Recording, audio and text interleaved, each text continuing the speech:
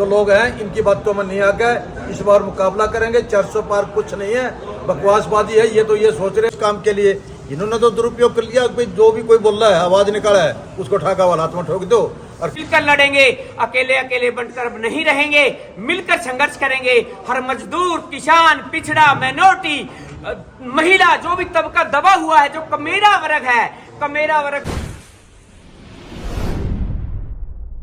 जाट महासभा द्वारा चिंतन शिविर रखा गया, तो क्या किन मुद्दों पर आज जो है चिंतन किया गया है? देखिए, आज आदर्श जाट महासभा द्वारा एक राष्ट्रीय स्तर का चिंतन शिविर नरवाना की पावन भूमि पर रखा गया था, जिसमें सरोखा प्रवक्ता सूबे सिंह शमैन जी मुख्य वक्ता के तौर पर थे।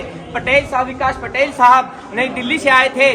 बलराज मलिक जी सीनियर एडवोकेट नई दिल्ली के थे। खापों की तरफ से सरोखाप के संयोजक डॉक्टर ओम प्रकाश धनखड़ जी और सर चांद मोहम्मद जी और अच्छे अच्छे वक्ता यहाँ पर आए और सभी ने इसे ध्यानपूर्वक सुना और एक चिंतन और मनन करके आगे की रणनीति, आगे का आंदोलन कैसे हो, हम सब मिलकर कैसे चलें। जैसे इस देश में कहीं जाट और नॉन जाट के नाम पर, कहीं पटेल और नॉन पटेल के नाम पर, कहीं मराठा और नॉन मराठा के नाम पर, और कहीं हिंदू और मुसलमान के नाम पर बांटकर इस देश को खत्म करने का जो प्रयास किया जा रहा है, इस देश के संविधान की आत्मा को जो छलनी किया जा रहा है, उन सब विषयों पर आज खुलकर चिंतन और मनन हुआ और आगे की रणनीति हमने ये बनाई कि हम सब मिलकर इस लड़ाई को आगे लड़ेंगे।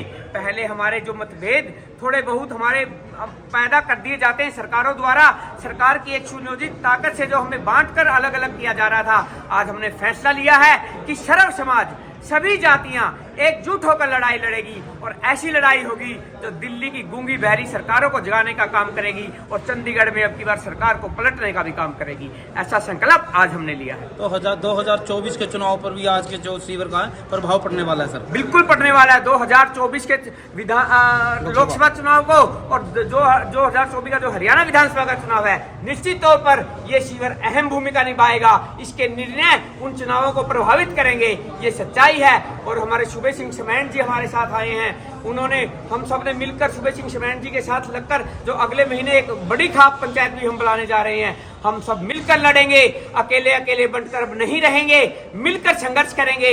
हर मजदूर, किसान, पिछड़ा, माइनॉरिटी, महिला, जो भी तबका दबा हुआ है, जो कमेरा वर्ग है, कमेरा वर्ग मिलकर लुटेरों को मात देने का काम करेगा।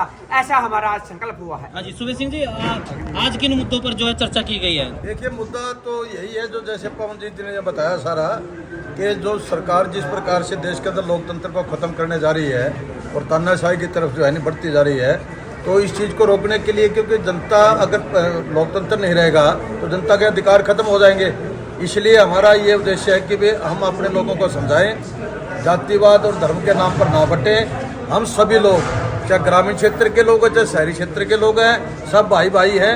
ये लोग जो हमें खराब करके जातियों में धर्म पर बांटकर अपना उल्लू सीधा करने पे लगे हुए हैं और इस देश को, इस मुल्क की सत्ता को जो है तानाशाही के रूप में बदलने जा रहे हैं। तो इसके लिए जैसे इन भाई साथियों ने हमें बताया कि भाई हमें अपने लोगों को समझाना पड़ेगा। ईवीएम का जो ये प्रचार करते आ रहे हैं, उसके लिए भी हमें सतर्क रहना पड़ेगा। भाई उसको हम कैसे रोक पाए, करेंगे ये दुरुपयोग करना चाहेंगे, लेकिन हमें भी अपना सतर्क रहना चाहिए, लोगों को समझाना चाहिए। 5-5, 7-7 के जो कमेटी बनकर बताएं कि इसके अंदर क्या कमी है, इसको कैसे रोक सकते हैं। वीवीपैट पे जो हमारा नाम वो आता है निशान, वो सही आया कि नहीं आया, जैसे पीछे भी दिखाया गया था, कुछ शीशा को धुंधला कर देते हैं। तो उन सब चीज़ों से सतर्क रहने की ज़रूरत है और हम सारे समाज को इकट्ठा करके, अब ना कोई दलित अलग होगा, ना कोई आपका बैकवर्ड अलग होगा, ना कोई जो है कृषक समाज के लोग अलग होंगे तो कुछ चंद लोग जो इस देश की जो सत्ता को अपने काबू किए हुए हैं, बहुत ही बड़े व्यापारी समाज के लोग, तो बहुत ही बड़े व्यापारी, छोटा व्यापारी हमारे साथ है।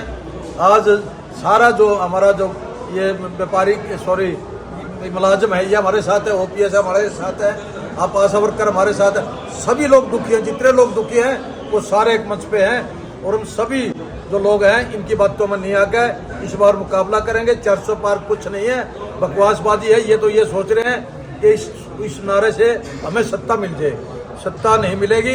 इनको बहस तारे है कि सरकार बदलते इनके कारनामे सामने आएंगे। अभी तो लोगों को कहते हैं हमारा बताओ कहाँ कसूर है, हमें कौन सा, हमारे कला भ्रष्टाचार है। अरे भ्रष्टाचार का तब पता लगेगा जब सरकार बदलेगी। और तब पता लगे कि तुम कितने बड़ा भ्रष्टाचारी हो, कितने बड़े मगरमच्छ हो।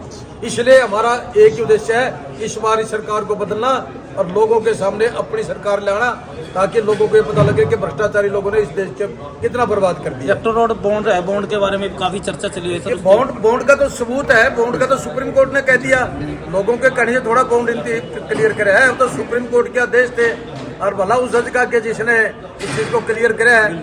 6,000 7,000 करोड़ तो इनका वो है जो उसके अंदर काउंट में है, और काला धन तो पता नहीं इतना कितने पास है बीजेपी के पास। कोई भारतवर्ष का कोई डिस्ट्रिक्ट खाली नहीं है जहां पर इनका 150 200 100 करोड़ से लेकर 250 करोड़ तक का कोई दफ्तर ना बना हो। आप जाके ये तो जाके देख सकते हैं, इतनी बड़ी अमाउंट के दफ्तर बड़े, कहां से आया ये पैसा?